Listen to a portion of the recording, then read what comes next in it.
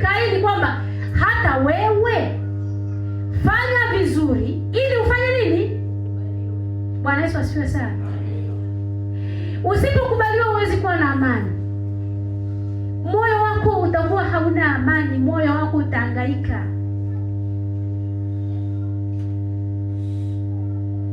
Na wakati mwingi sasa mtu mwenyewe ni sababu ya yeye kupata kibali au kuto kupata kibali kwa Mungu. Kwa mfano,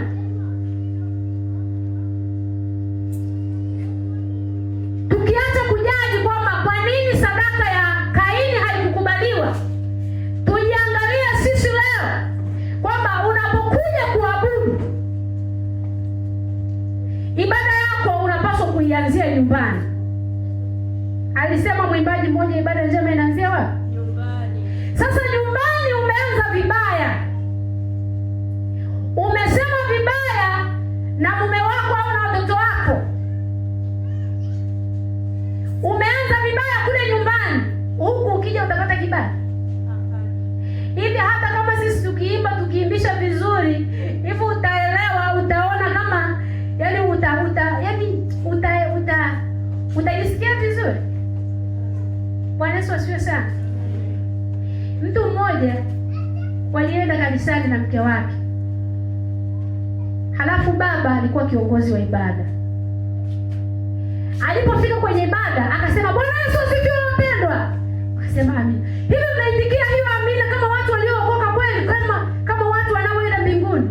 Kabidi tuongeze sauti amina ili tuonekane tumeokoka kweli, tunaenda mbinguni. Basi tumeitikia sauti ndogo, tunaonekana hatujaokoka. Akasema hivi, nani ana amani kama mimi? Wangapi wana amani kama mimi? Bora hata tungejua amani yake tusingenyoosha mkono. Tukanyoosha mkono kwamba hata sisi tuna amani. Bwana Yesu asifiwe sana. Lakini huyo mtu akaimba vizuri kweli, akatuhubiria na kila kitu. Lakini nyumbani alikuwa amempiga makofi mke wake wakati wanakuja kanisani. Alafu kanisani anasema nani ana amani kama mimi? Sasa wewe utakuwa na amani ipi? Alafu vipi mke wake alinisikiaje akiwa pale ibadani? Mume wake anasema nani ana amani kama mimi? Alafu nyumbani anapata makofi mawili. Bwana Yesu asifiwe sana. Hivi hata amina unasema au unasema tu hamna? Anaposema amina unasema hamna.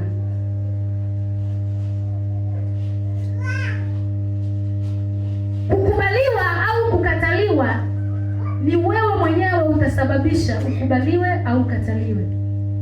Umekuja mfano tu huo, umekuja kwa mfano kama huo kuabudu. Ibada yako umeianza vibaya kule nyumbani na watu wa nyumbani mwako.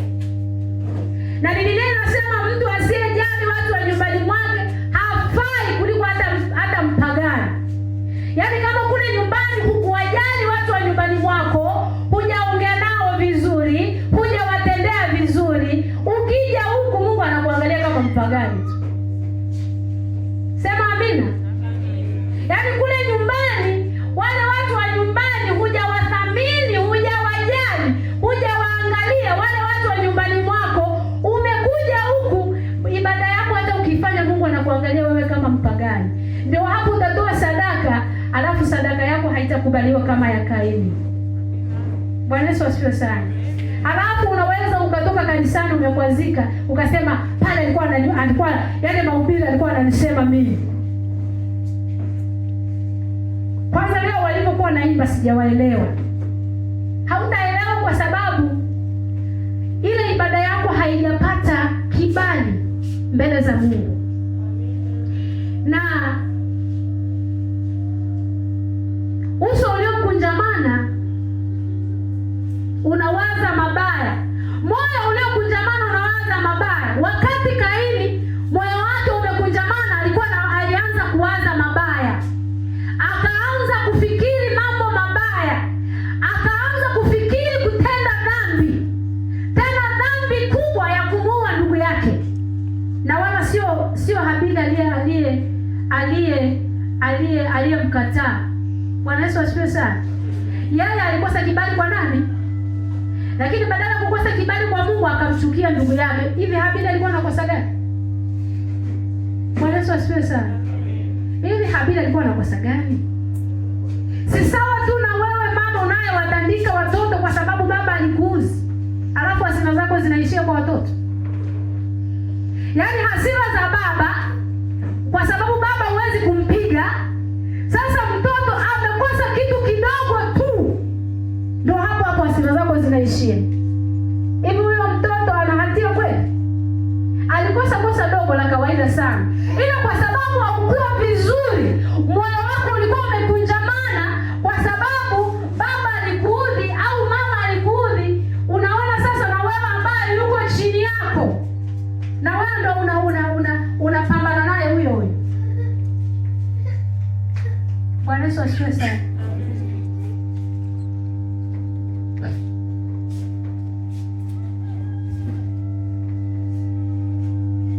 Ibada ya Kaini na Habili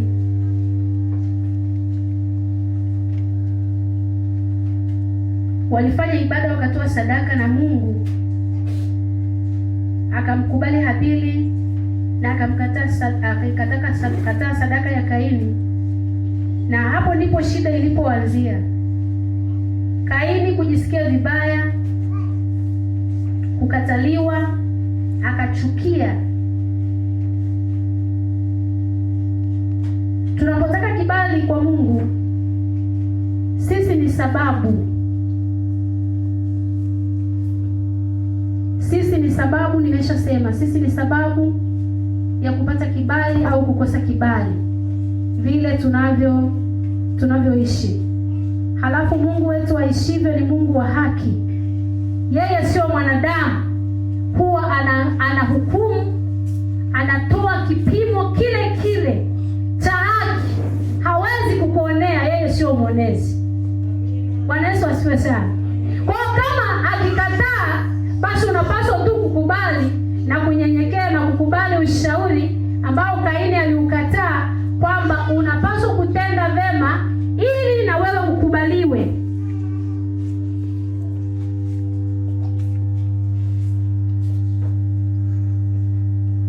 Naomba ufungue Biblia yako katika kitabu cha Mathayo.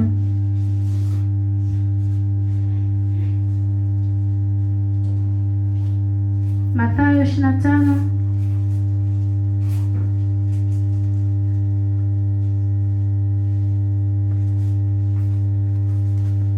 Mathayo 25 mstari wa kwanza hadi wa 6. Bwana Yesu asifiwe sana. Hata wakati fulani sisi wa Pentekoste tunaomba kwa sauti, sio vibaya. Lakini kuna wakati unatakiwa kuomba akusikie Mungu. Usitafute mazingira ya watu wakusikie kwamba unaomba. Bwana Yesu asifiwe sana. Usipaze sauti kwa lengo kwamba wasikie majirani kwamba naomba. Kama unapaza sauti kwa sababu Roho Mtakatifu amekuja juu yako, umeshindwa kujizuia, hiyo mimi sisemei. Lakini isiwe ya maana kwamba wewe unaomba usiku, lakini unaomba kwa sauti ili majirani wasikie kwamba uko unaomba. Mpaka hata siku usipoomba wanajua, leo hatujamsikia, atakuwa hajaomba. Kila siku anakusikiaga unavyoomba. Alafu ni hatari sana kwamba wakati fulani unaweza ukawa unaomba maombi ambayo hatakiwi mtu kusikia. Amina.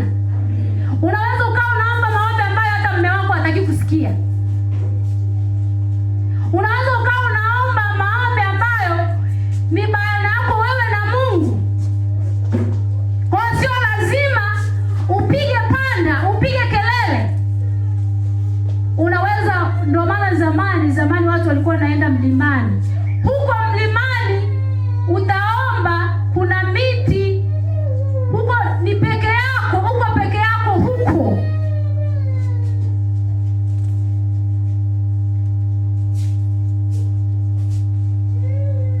Bwana Yesu asifiwe. Unaweza ukaomba wakakujibu wanadamu.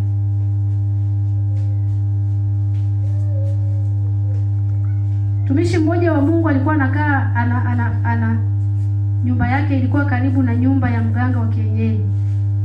Wakawa wanashindana na mganga wa kienyeji. Sasa mimi sikujua, lakini nikakutana na mtu mmoja akasema, "Msaidieni yule mchungaji, siku hizi akiomba anaomba kidogo tu, tofauti na zamani, anaomba tu Baba katika jina la Yesu." Amemaliza kuomba. Nikamwambia, "Nyinyi mnajuaje kama yeye anaomba kidogo?" Akasema, "Zamani tulikuwa tunamsikia anavyoomba, lakini siku hizi anaomba kidogo sana." Bwana Yesu asifiwe sana. Hasa yule mchungaji alikuwa akianza kuomba anachukua kajembe kadogo na jiwe. Anasema, "Kwa jina la Yesu," anagonga na jiwe. "Kwa jina la Yesu." Yaani ile sauti yake anagonga na lile jembe. Anawasha moto. Ilikuwa sio vibaya. Lakini shida ni kwamba watakukadiri siku usipoomba, hawatasikia, si wanakusikiaga. Kwa hiyo kuna wakati omba wasikusikie ili washambulie vizuri. Bwana Yesu asifiwe sana. Omba unafikiri Mungu anasikia. Siku moja usiku wa manane walikuja kundi la mbwa wengi sana. Yaani wengi sijawahi kuona. Nikaamka taratibu nikaenda dirishani. Wale mbwa walikuwa wamekuja wameelekea mlangoni. Halafu wanalia kama mlio wa binadamu. Wow! Mimi nikatoka taratibu nikasimama dirishani. Nikasema, "Kwa jina la Yesu," kwa sauti ndogo bila kuwashtua wale mbwa. Nikasema, "Kwa jina la Yesu, kama ninyi ni mbwa wa kawaida muendelee kubweka. Na kama sio mbwa wa kawaida na wanyamazisha kwa jina la Yesu, mnyamaze kimya na muondoke." Kimya kwa sauti ndogo. Bila kutikisa hata dirisha. Kwa sauti ndogo nilisema tu hayo maneno. Wale mbwa walinyamaza na wakaondoka. Nikajua kwamba haukuwa mbwa wa kawaida. Bwana Yesu asifiwe sana. Kwa hiyo sio kile kitendo cha kusema tunamkanyaga shetani ndio tumemkanyaga hivi. Hamna. Unaweza ukatumia nguvu zako ukachoka bure tu. Yaani ile kusema kwamba sasa tumkanyaga shetani, tutamkanyaga hivi. Tunamkanyaga hivi shetani. Hakanyagu hivyo. Bwana Yesu asifiwe sana. Hakanyagu hivyo. Au wakati fulani tunafanya tu mambo ya kitoto. Kwamba kama wale wanaoenda kule kuhiji wanaenda kumpiga shetani na mawe. Wanaondoka ile wanaenda kumpiga. Wanabeba mawe wanaenda kumpiga. Wakati fulani tulipokuwa watoto mbele za Mungu tulifanya mambo ya kitoto. Kwa wakati fulani tunasema sasa ni wakati wa kumkanyaga shetani. Shetani hatumkanyagi kwa miguu hii. Alafu tukikanyaga hivi hapa tumekanyaga ardhi tu. Hata sio shetani mwenyewe tunamkanyaga. Tunakanyaga tu hii ardhi hapa. Napewa mtu anayestahili. Na kabla ya kupewa kibali kuna mchakato utakuwa uliendelea ili mtu aje apate kibali. Kaini alijiandaa kwenda kutoa sadaka, alifanya maandalizi na Habili naye. Walipofika walipata kila mtu majibu yake. Na kama ni mchakato ulioendelea kwa muda, tunaweza tukajifunza kwa mfano kwa Daudi na Goliath.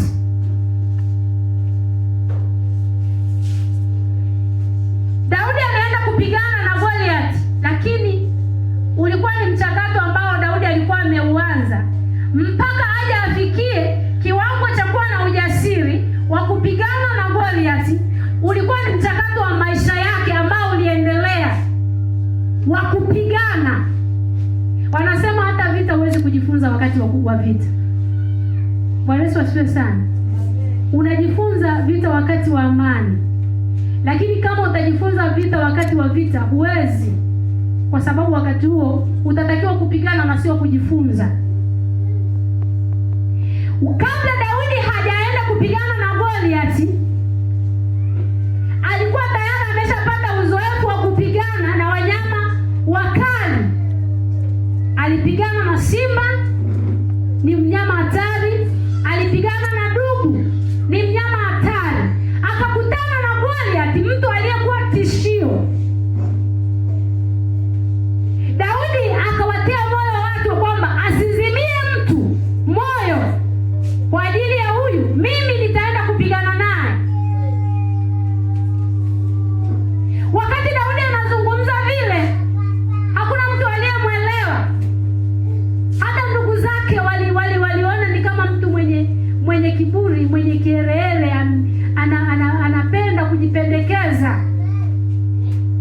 Lakini alipofika kwa mfalme Sauli, anasema wanamwambia kuna kijana huko amepatikana, yuko tayari kwenda kupigana na adui yetu Goliath. Akasema mleteni. Aliposogea, Sauli mwenyewe akasema, dogo, huyu unaenda kupigana naye ni mtu wa vita toka ujana wake, na sasa ni mtu mzima, lakini toka akiwa kijana alikuwa anapigana na wewe. Ni kijana mdogo tu, hata sura yako ni mtoto mdogo, huwezi kupigana naye.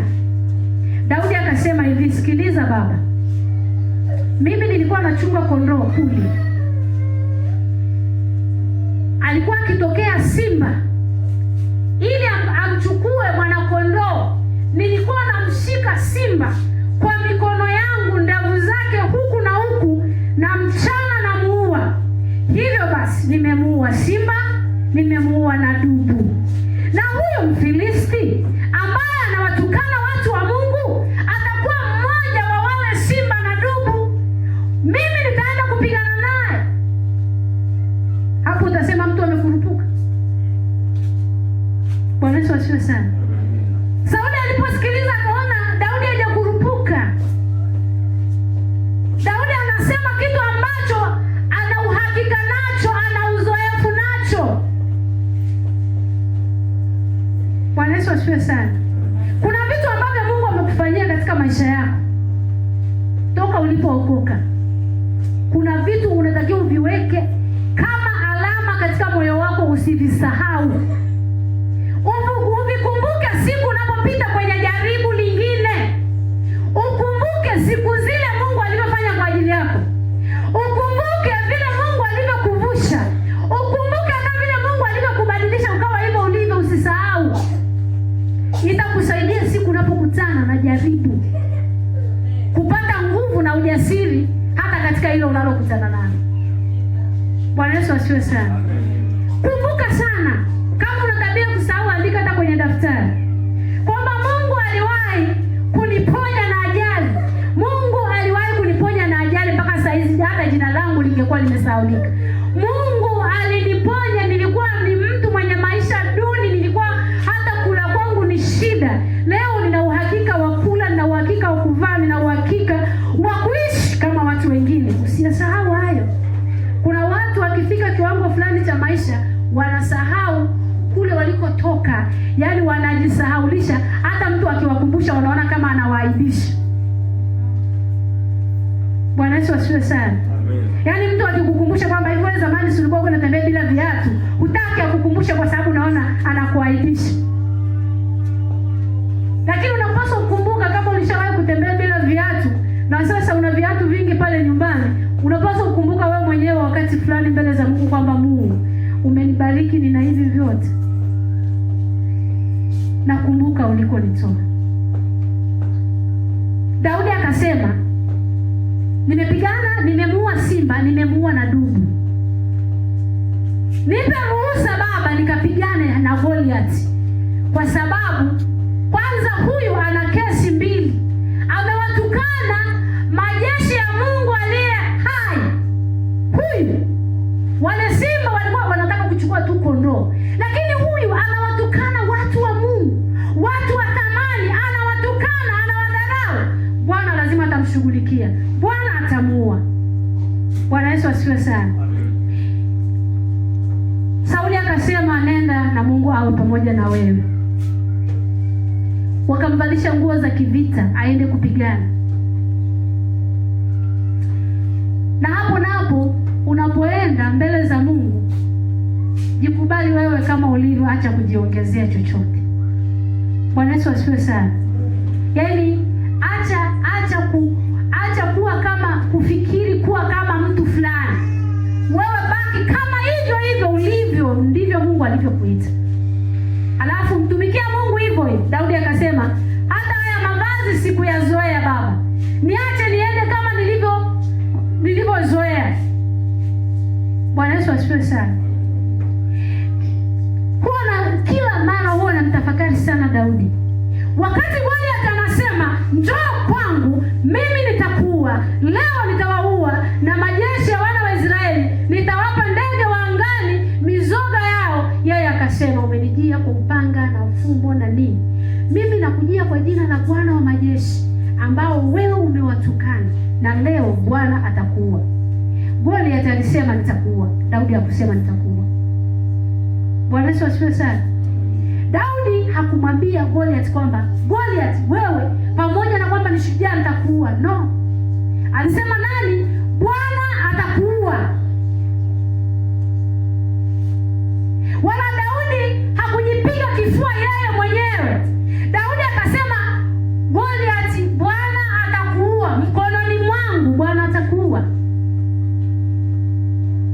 Kwa hiyo tunapoenda kwamba unapata kibali kwa jambo fulani, ni tabia yako ya kila siku unayoifanya itakufanya kesho upate kibali kwa watu au kwa Mungu kulingana na vile unavyoishi.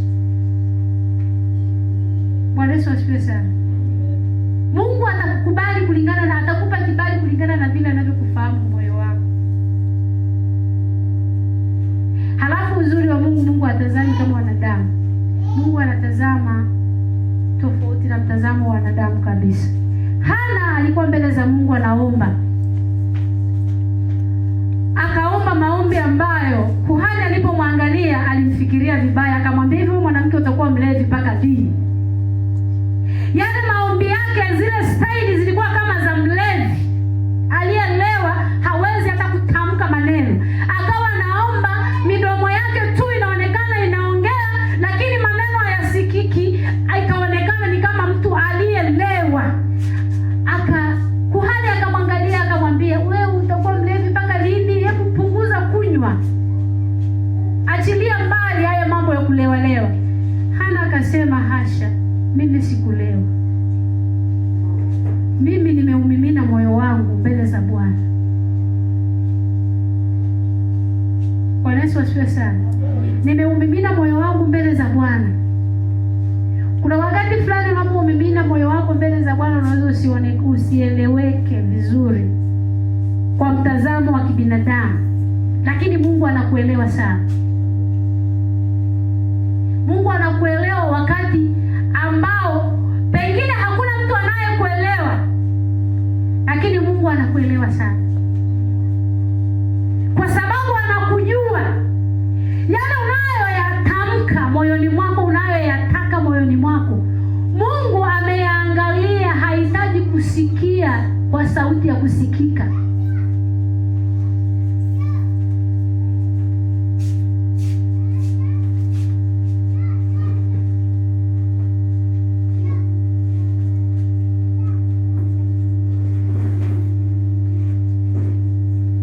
Bwana Yesu asifiwe sana.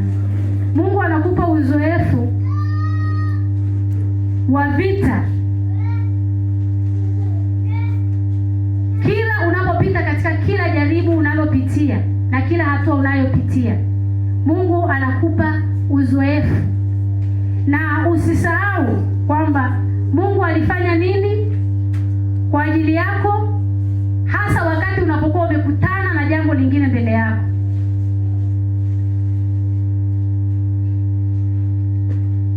Naomba ufungue Biblia yako Mwanzo sura ya 32.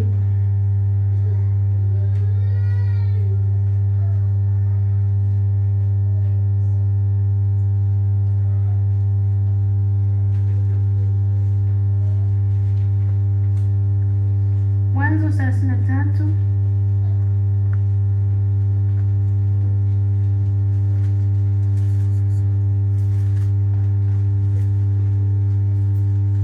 tuangalie kibali kwa wanadamu. Wanadamu unakitafuta kibali kwao, kuna wakati unaweza ukalazimika kukinunua kibali.